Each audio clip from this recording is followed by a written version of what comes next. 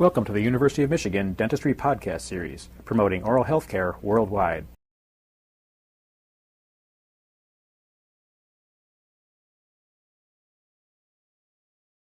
Wires are used in the fabrication of nearly every type of orthodontic appliance. The simplest appliance, the band and loop space maintainer, is shown here, on through the full banded orthodontic appliance, all utilize wire that is bent and formed into specific configurations for specific purposes. Wires are used in orthodontics mainly for two purposes. First, as springs to apply tooth-moving forces to teeth, and secondly, as clasps to hold appliances in contact with teeth. In order to make these springs and clasps, a wire must be properly shaped in all three dimensions or planes in space.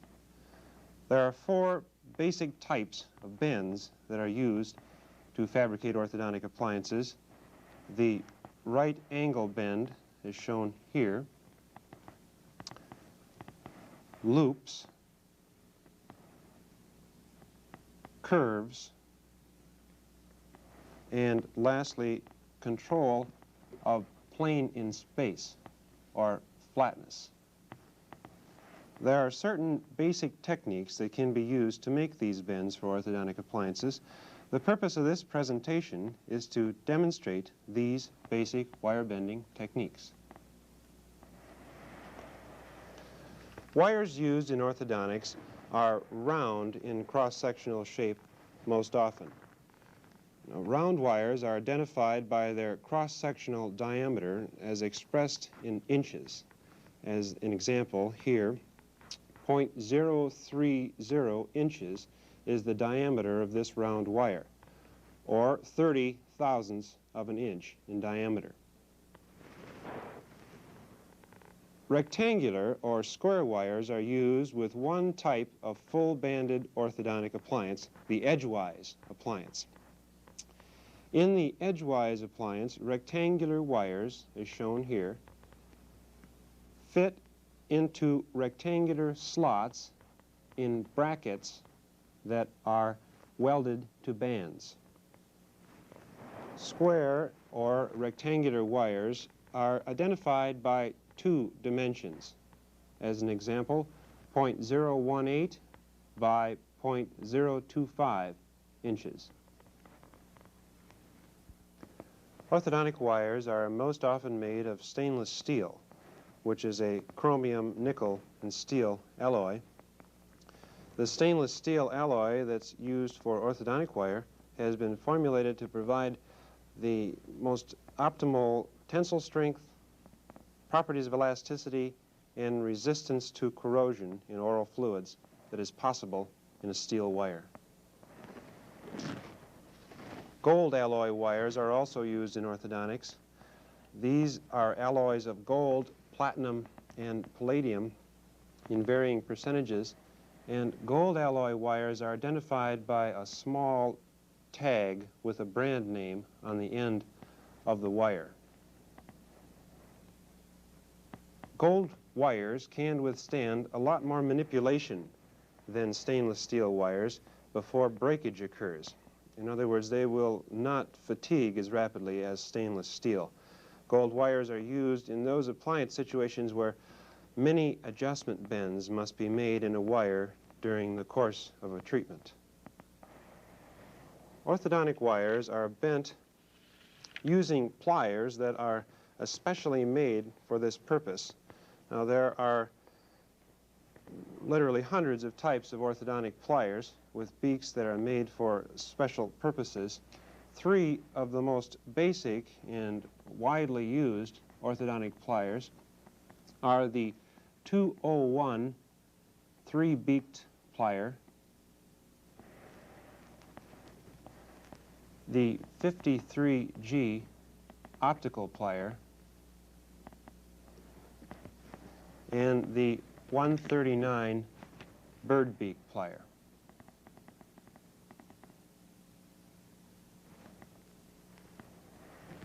The 201 plier has 3 beaks that close together on themselves. Now, the 201 plier will bend a wire simply by squeezing it. To bend a wire with a 201 plier, the wire is placed between the 3 beaks of the plier at 90 degrees to the long axis of the plier beaks, and it is squeezed. By simply squeezing the wire, then, the bend is made.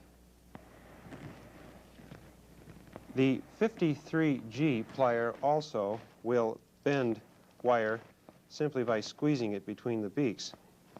This plier has one round beak here and one beak that is concave.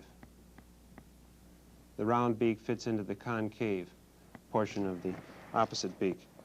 To bend wire with a 53G plier, the wire is placed at 90 degrees to the long axis of the beaks of the plier, and it is squeezed.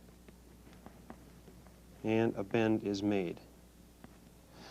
Both the 201 and the 53G pliers are very useful for wire bending, but they have one disadvantage, and that is that they can gouge or nick the wire as they make the bend.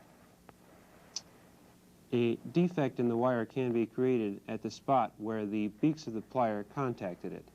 Now, a nick or a gouge in the wire, as shown there, will reduce the diameter of a wire, and it may predispose the wire to breakage at the site of the defect.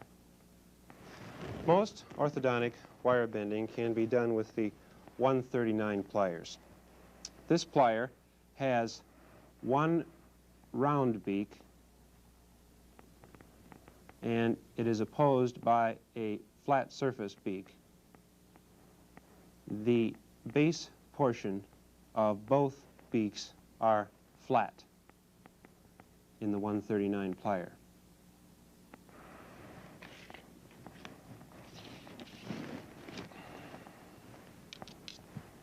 To bend a wire with the 139 plier, you hold the plier in your right hand, if you are right-handed, with the round beak away from your chest. You place the wire in the beaks of the plier. Now, it is important when you place the wire in the beaks of the plier that the diameter of the wire that you're bending is smaller than the diameter of the region of the round beak that is grasping the wire. A plier might be damaged if a large wire is bent at the fine tips of the plier beaks. You also must be sure that the wire is at 90 degrees to the long axis of the beaks of the plier.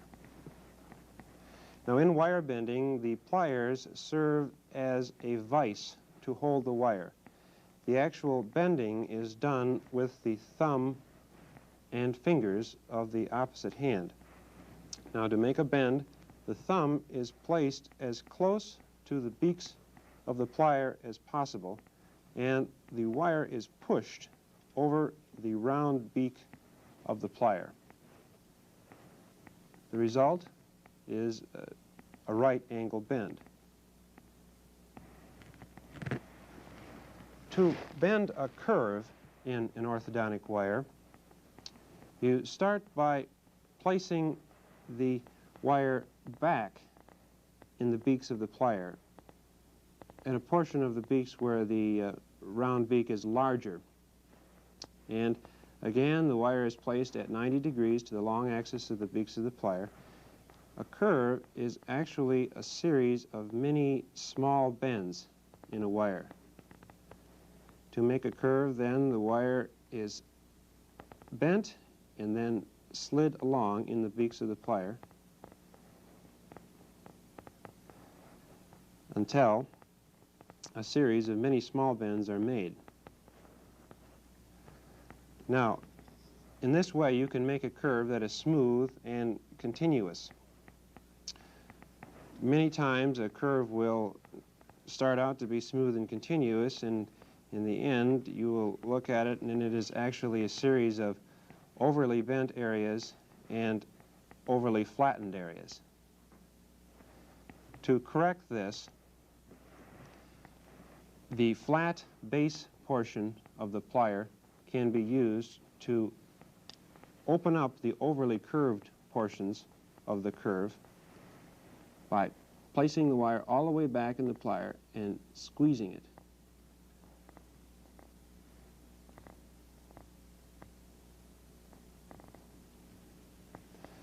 The areas that were too flat are simply bent in the usual manner to give them some curvature.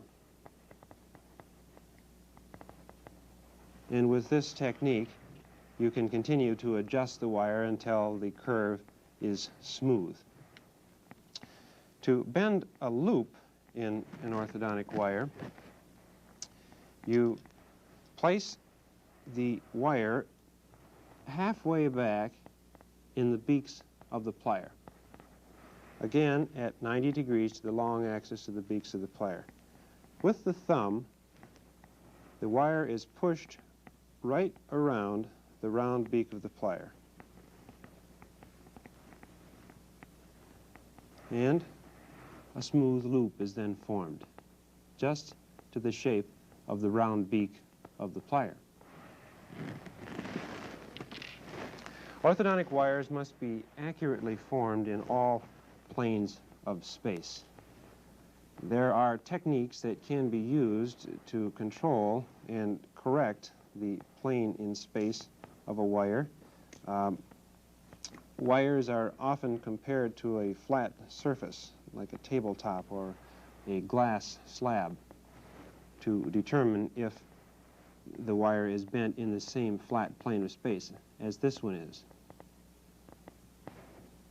Now, ideally, as you're bending a wire, such as this example, the bends are made with control of the plane in space in mind, by keeping the wire at exactly 90 degrees to the long axis of the beaks of the plier as you're making each bend. It is possible to correct the plane in space of a wire, however, and the best example of this procedure is to flatten a wire that is bent out of shape. Now, to flatten a wire, what you're actually doing is adapting it to the flat surface. You start by finding a stable starting point. In this case, the end of the wire and the first bend arm are flat on the table. You can see the point where the wire leaves the table surface. This is the point that you mark the wire with a wax marking pencil. Now, this is a white wax china marking pencil. You can use a felt tip pen, it works just as well. The procedure then is to place the wire in the flat base portion of the beaks of the plier, just to the side of the mark that you made, and orient the wire so that the flat portion is directly parallel to the long axis of the beaks of the plier from the side view. And the wire is simply bent down then until it approaches parallelism with the part that is already flat on the table.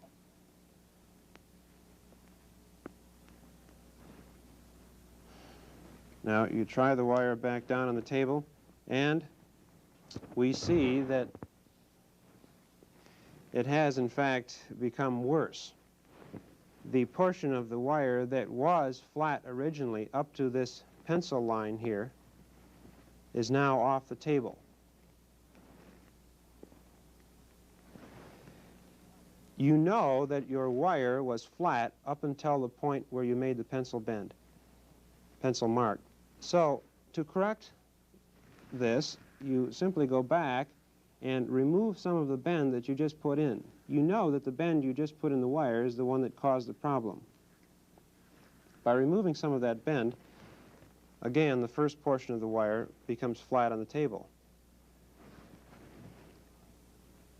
You try to flatten the wire again now by placing the beaks of the plier back on the wire and bending it a smaller amount.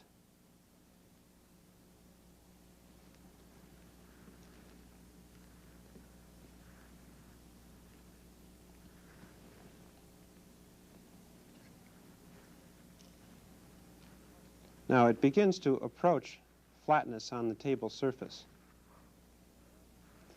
We can see, though, as you hold the wire down on the table, that a peripheral portion of the wire is now contacting the table first, preventing this next leg of the wire from contacting the table.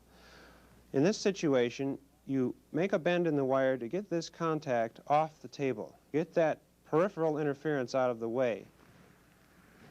You can grasp the wire at any point, actually, on this side of the point that's contacting the table and bend the wire up out of the way. Now, when that is done, we can visualize then that a simple bend at this point right here, the original pencil mark point, will flatten that next segment of the wire.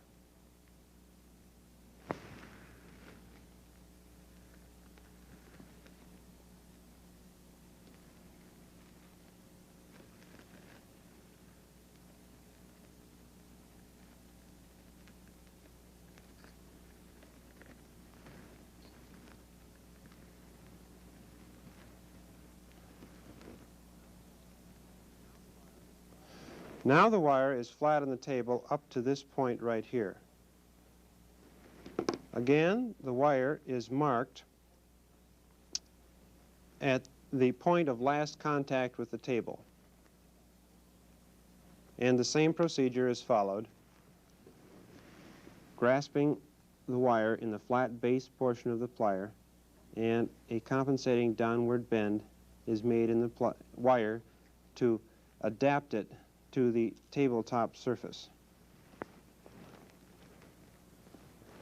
And now this next leg of the wire is also flat.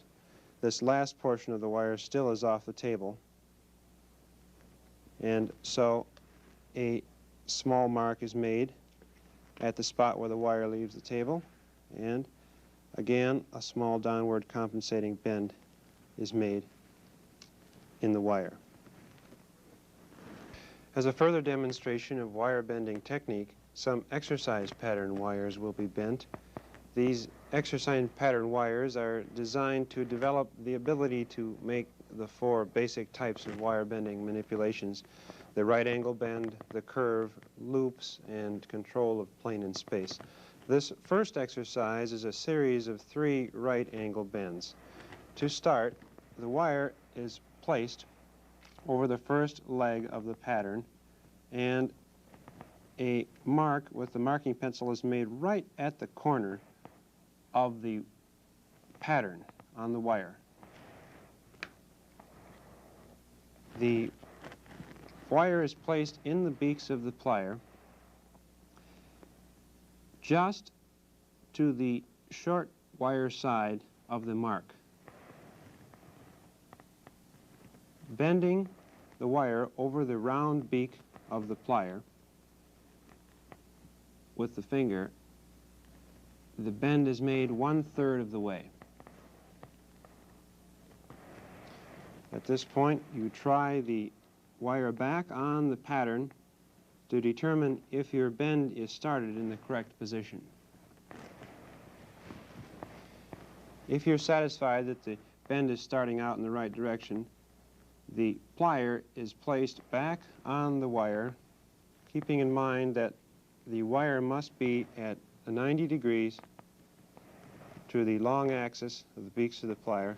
And after you have a bend in the wire has to be oriented so that any bend in the wire is directly perpendicular to the flat beak of the plier.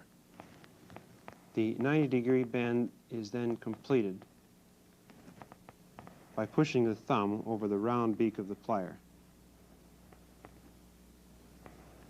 The wire is tried back on the pattern then to determine if you have made the bend correctly. This chart illustrates the right angle bend procedure. A mark is made directly over the corner of the wire on the pattern. The beaks of the plier, represented here, the round beak and the flat beak, are placed on the side of the mark. The thumb is placed as close to the beaks as possible, and pressure is applied so that the bend is made 1/3 of the way. At this point, the wire is checked on the pattern or the work model to determine if it's being made in the right spot. And if it's correct, the bend is completed in this manner, and the completed bend will have the mark that you made in the wire directly at the corner of the pattern. Certain problems may develop as these bends are made.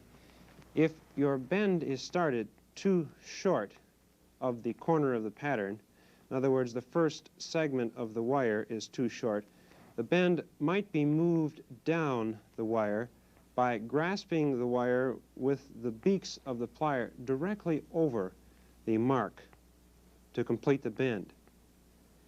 This portion of the wire then is bent around the round beak of the plier, and this will add some small bit of length to your bend.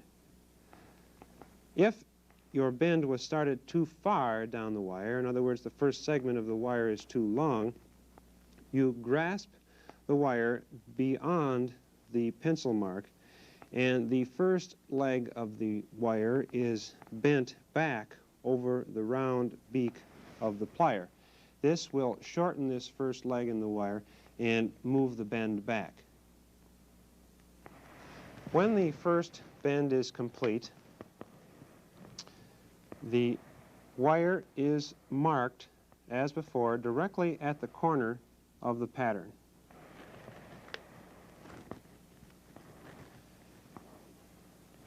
The pliers are placed on the wire just to the side of the white mark that you made. It is important that the wire be at 90 degrees to the long axis of the beaks of the plier, and that the first leg of the wire that you've bent be at 90 degrees perpendicular to the flat beak of the plier. The bend is made 1/3 of the way, again, keeping in mind always the plane and space of the wire as you make the bend. At this point, the wire is tried back on the pattern to determine if you're starting the bend in the right spot. To complete the bend, again, the wire is oriented in the beaks of the plier, just as before, and the bend is completed.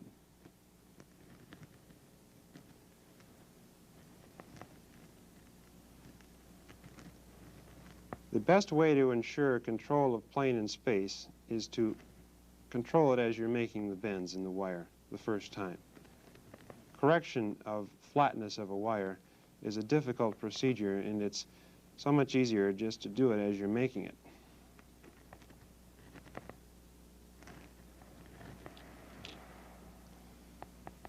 The wire is tried back on the pattern,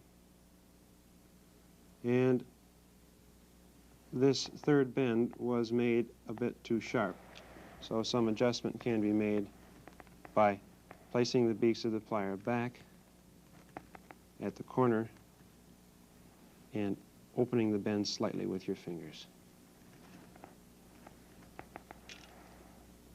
Now the wire at this time fits directly over the lines of the pattern and it is flat on all three portions.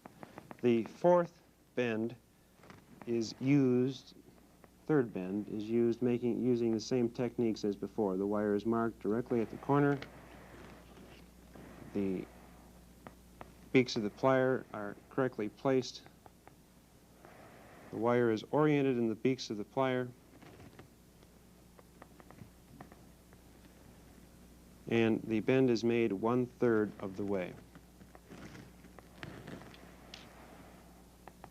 It is tried back on the pattern to be sure that the bend is started in the right spot, and the bend is completed then by pushing the thumb over the round beak of the plier with control of the plane and space in mind at all times.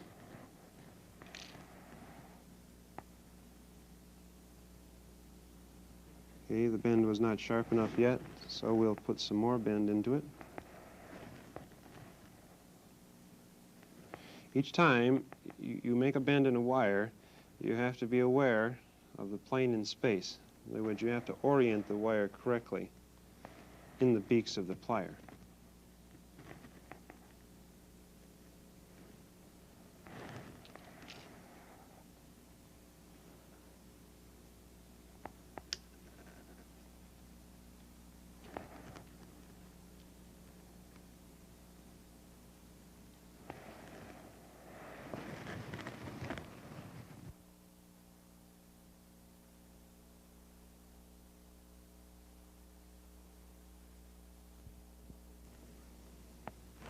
The second exercise pattern incorporates all four types of bends in the wire: the right angle bend, curves, loops, and control of plane and space or flatness. This pattern simulates the bends that are needed to make a Hawley labial wire. To bend this exercise pattern, it is best to bend the curved portion first.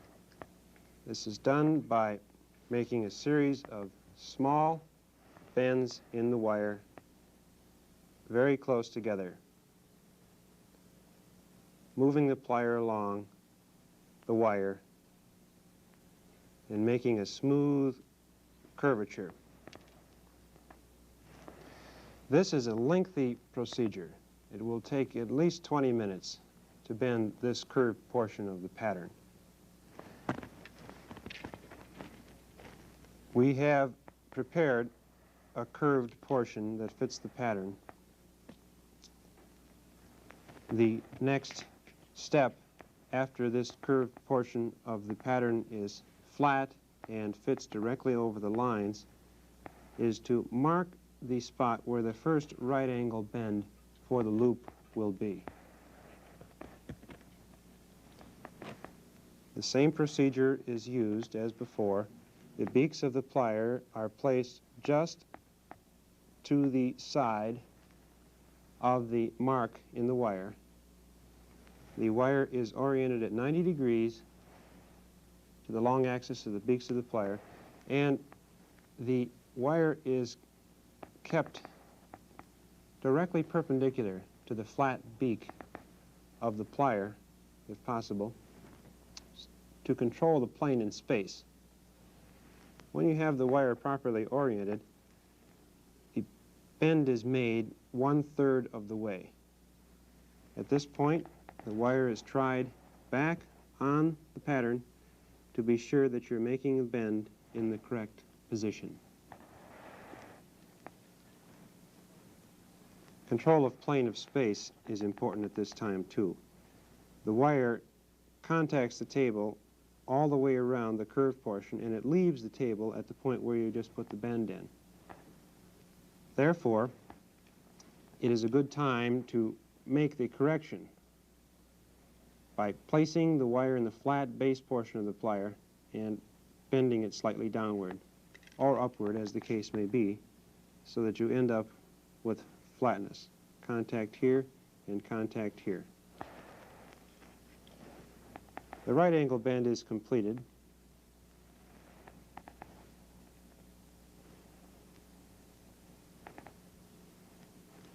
And the wire is again tried on the pattern to determine if the bend was made in the correct direction.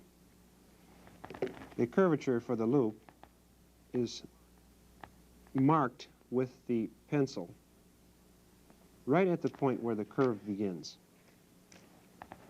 The wire is placed in the beaks of the plier about 1/2 of the way, or maybe slightly more than half of the way back on the round beak of the plier. It is oriented correctly, and with the thumb or the finger, the curve is started around the loop. When you have the loop partially bent, you try the wire back on the pattern. Now this loop is being bent too small. There is a method for opening a loop that is too small, and that is to place the beaks of the plier farther into the loop being bent and squeeze the plier and open the loop slightly. This will increase the circumference of the wire in the loop.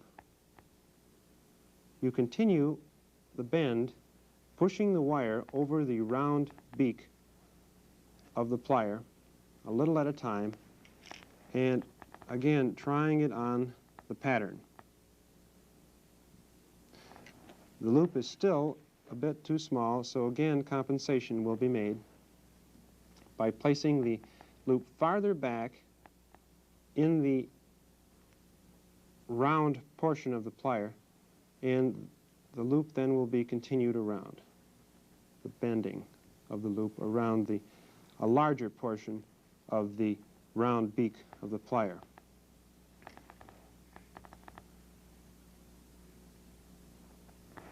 Now, the loop is bent and it fits over the pattern.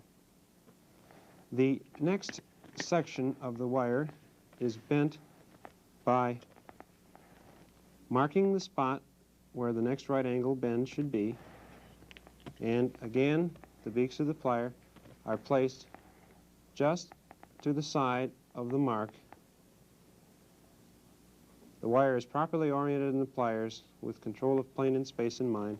The bend is made partially to determine that you have the bend started in the correct position, and the bend is then completed by again reorienting the wire in the plier beaks and pushing with your thumb the wire over the round beak of the plier. The loop on the opposite side is bent using these same techniques, and the end resulting wire has this appearance. The wire rests directly over the black lines on the pattern, and the wire is flat on the table surface. There are some problems that should be avoided in wire bending. The first of those problems is damage to the wire from plier manipulation. I'm speaking about gouges or nicks in a wire that are placed in it and may weaken it. Now, you never should bend a wire over the flat beak of a 139 plier. Always bend a wire over the round beak of a 139 plier. The second common problem is that of over-rounding of right-angle bends. If the thumb is placed away from the beaks of the plier, the bend will not be properly formed. It'll be too rounded, as shown here. You want the bend to be confined to a relatively small area of the wire. In other words, you want the wire to be straight as it goes into the bend and straight as it leaves the bend. Placing the thumb close to the beaks of the plier as you're applying the pressure will produce accurate bends. In summary, the main points to remember about wire bending are, first, always mark the wire before making any bends. Second, always place the plier beaks at 90 degrees to the wire being bent. Third, keep your thumb or finger bending the wire as close to the beaks during the bending movement as possible. Fourth, make small bends in a wire and check for accuracy on the pattern or the work model after each bend. Lastly, make the completed bends in a wire perfect in all planes of space before moving on to the next segment of the wire. As a final note, I must mention that the precision of the wire bending in any orthodontic appliance is probably the most important factor in determining the success or failure of that appliance clinically. If you follow the technical methods that have been demonstrated, wire bending can be reduced to a simple, step-by-step procedure that will produce accurate results. You've been listening to a presentation from the University of Michigan School of Dentistry, which is dedicated to supporting open learning and open educational resources. This recording is licensed under the Creative Commons. It may be reused and redistributed for nonprofit use. Please attribute materials to the University of Michigan School of Dentistry and redistribute under this same license. For more information on how this and other University of Michigan School of Dentistry recordings may be used, visit www.dent.umich.edu/license.